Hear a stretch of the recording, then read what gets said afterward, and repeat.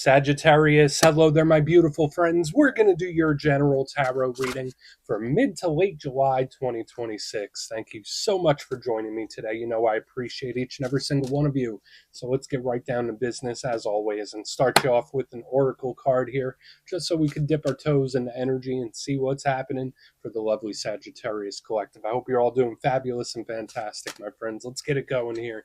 My guide, spirit team, talk to me. What do we got for these beautiful Saggies in mid to late July? What energies, messages, insights can we take a little peek at?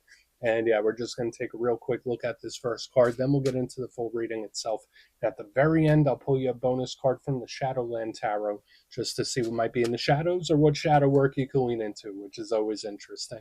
But let's get it going here. Let's rock and see what we got for Saggy in mid to late July. What's the vibe? What's the energy? We're going to have ourselves a good time today, my friends. We're going to have some fun reading through these cards. Cool. So we got the Queen of Cups-esque figure, right? And again, this is an oracle. It's not a tarot deck, but the symbolism, and if you're a reader, you'll know exactly what I mean. When we look at the symbolism of this particular card, it screams Queen of Cups. Now, that could be a great thing for a lot of you. But before we fully dive into that, if you're new here, I'll be speaking about the July subscriber surprise towards the end, so you might want to check that out. And also, if you could kindly illuminate that like button by tapping it right on its third eye, you know, I'd greatly appreciate it.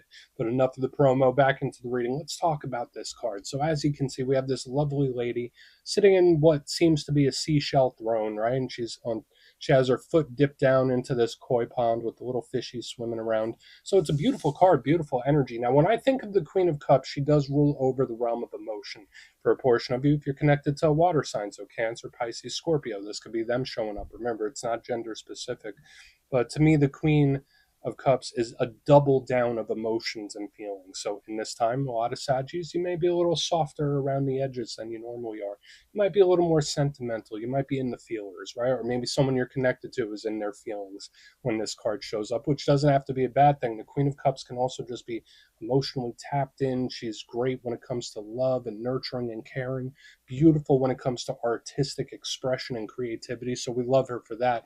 The only downside to the Queen of Cups is that sometimes she will suppress things, right? There are certain things that she's feeling, certain things, and she pushes them down, down, down until eventually they come out. So just watch out for extra strong emotions in this time. We're just going to let her chill out. Let's get into tarot. And yeah, I always say that first card, it doesn't make or break the reading. It's just a little footnote. So let's get you 3 tarot cards in the upright. Then we'll get into that intuitive juiciness. Shuffle it up one time here for my Saggy friends. And while we get this shuffled up and ready to go, let's talk about last week's reading. It was titled The Surprising Payoff, which felt really beautiful to me. I think it's been a couple weeks in a row where there seems to be a good energy moving towards Sagittarius. So whether it's a situation you're dealing with now, something you've dealt with in the recent past, where it's like, I don't understand why this is happening, or I don't understand what's going on, but something pays off in the end. And I always feel like that's a beautiful light at the end of the tunnel. It's really optimistic. And that showed up strong last week, and it could bleed over for a couple weeks. So we're going to see what shows up this week. As you know, energy is very fluid, never set in stone. So only take this how it hits for you, because we could be seeing your vibe or somebody else, right? You know how it goes. Let's get 3 cards out here for Saggy. We're just looking at the energetic weather report, my good friends. Okay, boom. Lady Justice, position number 1. That's actually a really good card in a Saggy reading. Like her, very, very karmic type of energy. We're just going to get her placed right there by the amethyst. Let's get a couple more. We got Queen of Cups again. All right, can't make this up sometimes, my friends. Despite the shuffling, despite the fact that I only read jumpers, this Queen of Cups energy is very prominent for the Sagittarius collective this week. The fact that I got that oracle, now we have her. Let's get one more. Okay. Knight of Cups. So yeah, tons of water here this week. Tons of internal energy. So your vibe is differing from the other fire signs for sure, because I was getting tons of earth energy in the other fire signs, Aries and Leo. Seems like you have a lot of water happening, which again could be great. There could be a lot of beautiful energetic rewards here. But let's go through. I'll give you some of the classical meanings and archetypes, then we'll get into that juicy intuitive stuff. But at first glance, you know me, I always love to look at the elements real quick. I feel like that frames the reading and tells us how the energy is going to flow. And I was kind of already commenting about it, right? We have a lot of water and we have a little bit of air. The thing that these share in common is that they're both internal. They're inward-facing types of energies. Now, when it comes to water, the most abundant element we have in the main part of the spread. I kind of spoke about it quite a bit with the Queen of Cups, where it's the realm of emotion, things, people, situations that we genuinely actually care about, emotional investment. It's great when it comes to partnerships, connections. It's great when it comes to the artistic expression, great for communicating, getting things off your chest. So, water is great. It's also intuitive and very subtle. The downside to water is that it's unpredictable, right? Emotions are always flowing and changing just like the tides, where they come in and they go out, and it's up and then it's down. So we need to watch out for that because this energy could get very overwhelming very quickly. Then here on the front, we have air. Now, this is good because it balances off all this heart space type of energy, right? I am a big believer in balance. An air element is logical, pragmatic, intelligent, straightforward to the point. So it's like we have the heart of the mind and the heart and the mind. Hopefully, you're not dealing with an inner battle of that between what logic tells you and between what your heart tells you. But I like air because of the strategy, the structure, and clarity that it brings. It's big when it comes to giving or receiving information as well. So whether you're very curious, whether it's a conversation, could be all that. What's the downside of air? It could be very sharp, it could be very cold, it could be detached, and sometimes it could also represent overthinking. So you see what I mean? There's a lot of inward facing energy here. Let's go through and start building it out piece by piece. Position number one, we start with Lady Justice. Big Libra vibes here. So if you're connected to Libra or have Libra placements, here you go. We love Lady Justice. She is a powerful major arcana that means a lot of different things. Now, she can represent decisions, choices, making judgment calls, all that kind of stuff. So maybe there's something you're mulling over, or maybe there's something someone you're connected to is considering or thinking over. That's a big thing because Justice is trying to take in a lot of things into account before it makes a move. She is huge when it comes to fairness and balance. Like, is this too, like, is it up? Is it down? Right? Just like the water can be up and down, Lady Justice wants to balance those scales. So she can be very harmonious. That's one thing I like about her. Another thing with her, she could deal with contracts, anything you're putting your signature on, anything you're agreeing to, and legalities. So watch out for any situations where you might be putting your name on the dotted line when Lady Justice shows up. Aside from all that, she is the biggest karmic card within the deck. Now, karma and karmic things and energies, that's something you could write books about. We're not going to cover all that here today. So, whether it's a karmic cycle, a karmic lesson, a karmic situation, someone catching a dose of karma, any and all that could be in play whenever Lady Justice is here because she does represent the universe taking the wheel or the universe balancing the scales, right? Now, moving to the middle, once again, we do have the Queen of Cups, and we're not going to dive too deep into this because we spoke about her pretty much in depth when we went to the front when the first oracle came out. So this could be a water sign you're connected to: Pisces, Cancer, Scorpio. Notice we have multiple here with the Knight of Cups coming up next. And the reason I said she is a double dose of the watery energy or emotion is because I say all queens in tarot deck embody the inward facing aspect of their suit. So water is the realm of emotion, and it's very subtle and soft and emotional. So she is a double down of this type of energy. So she could just represent someone's emotional state, something or someone that you care quite deeply for. It could be a lot of different things. The downside to her, I already mentioned it, this energy could represent suppression. That's the shadow side of the Queen of Cups, where there's something she wants to do, but she talks herself into not doing it. There's something she may want to say, something she might want to do, and she pushes it down, down, down until eventually there's an eruption or an explosion of some sort. So we're going to look into her deeper for sure. But I do like her soft, caring aspects too. So you might just be a little more sentimental. Now, moving to the back end, we have the Knight of Cups. We love the Knight of Cups, right? This is a great card. I always say all knights represent movement and action. And out of all the knights, this is the one that's moving at that perfect space or the perfect pace. Now, this Knight of Cups, if we're talking about a person's archetype, it is kind of like that Prince Charming smooth talker type of vibe, where it's an energy that says the right thing at the right time and it makes the right moves at the right time. It's an energy that just seems perfect. So I like the Knight of Cups.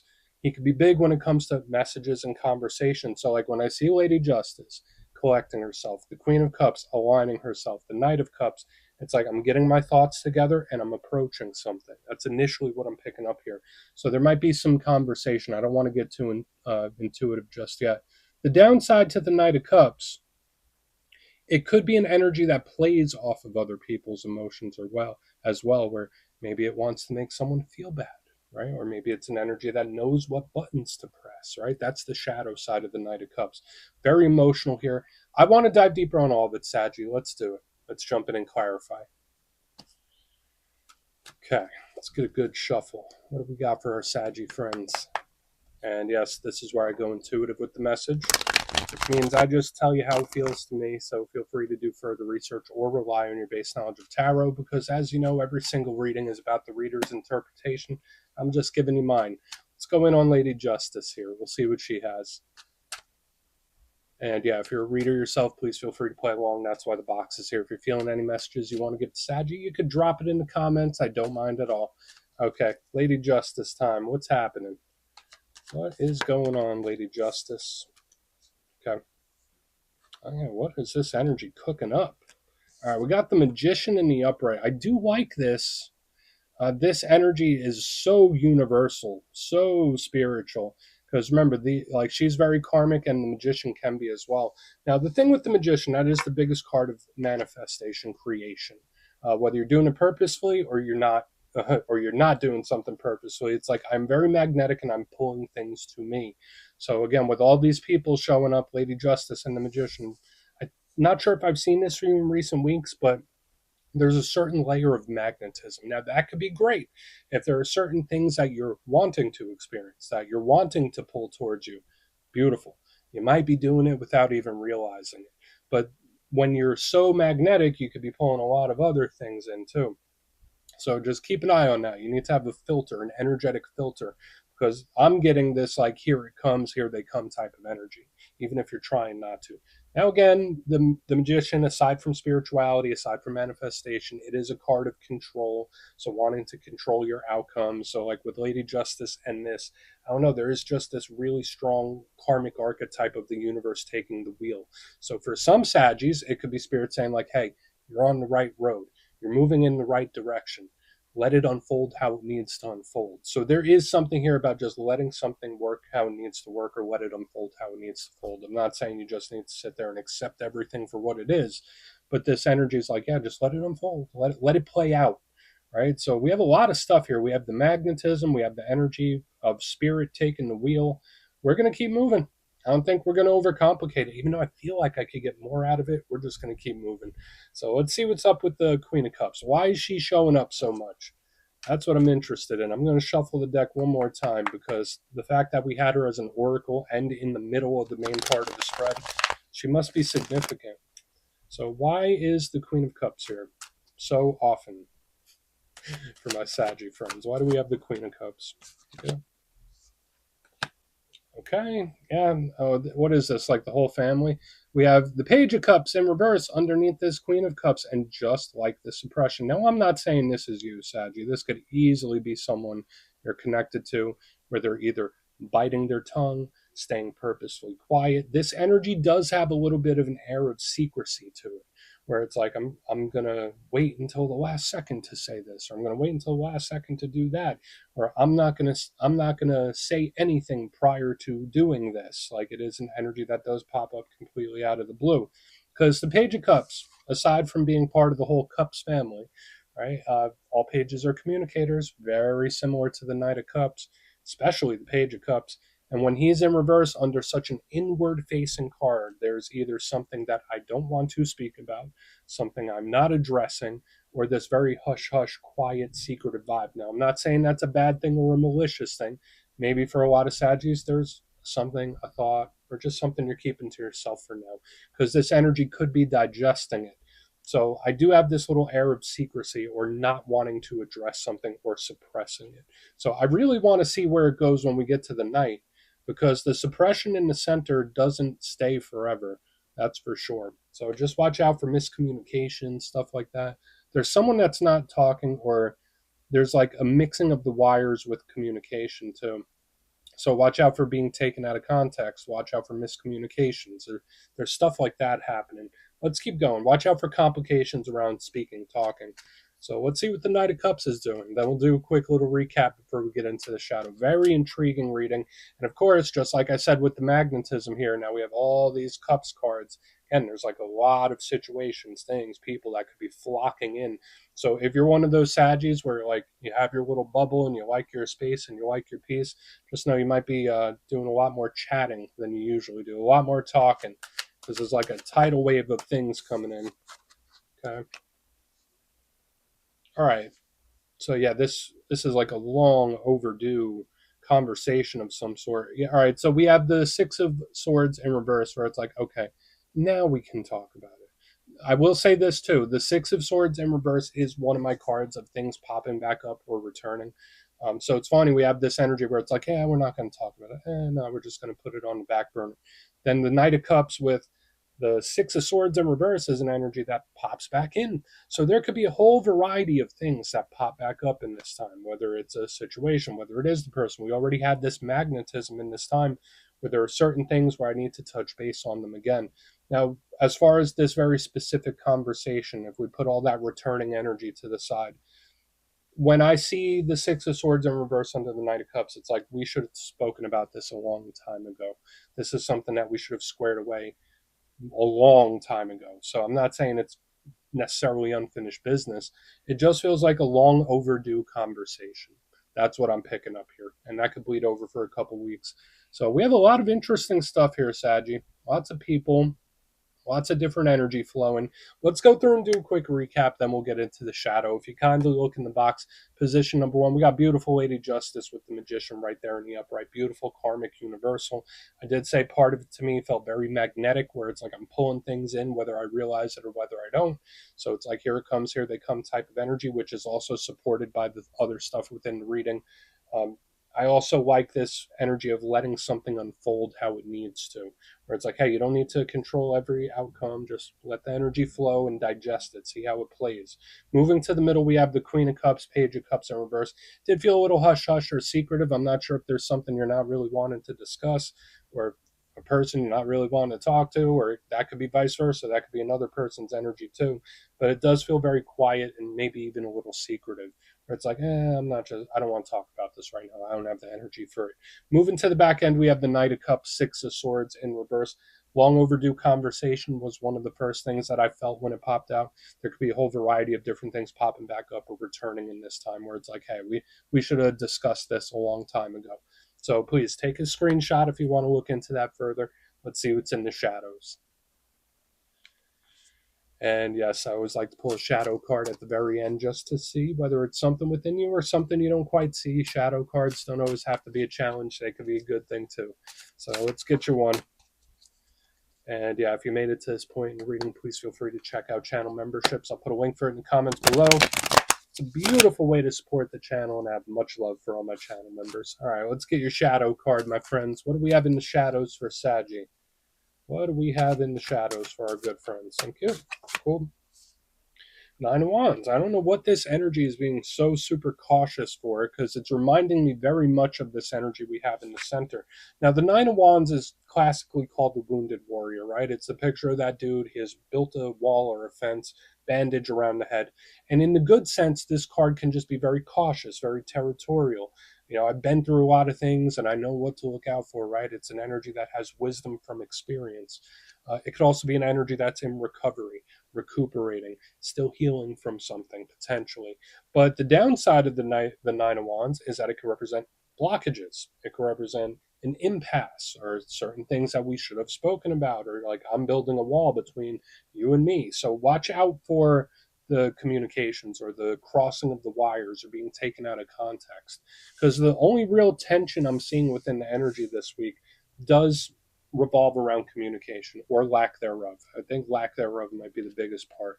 So we're going to put him down right there, my good friends. That's what I have for you this week. Don't click away just yet, though. I'm going to give you the details. The July subscriber surprise. If you would like further insight on your situation or you'd like to have a chat with me, you can book a personal session with me on my website, mastermetaphysics.com. The July calendar is up and spots go quick, so you might want to check that out. But for the July subscriber surprise, doing another winner's choice, I will choose 3 lucky winners to either choose a copy of the Gilded Tarot Royale, which is one of my favorite decks of all time. It's a must-have. or a handmade pendant from my website, mastermetaphysics.com. So if you'd like to get your name in for that, it's two simple things, as always, my friends.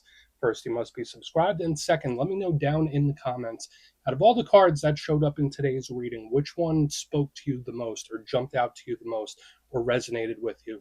You'll be entered to win, and at the end of the month, the winners will be announced in my posts tab. As always, my friends, much love, and I'll see you soon.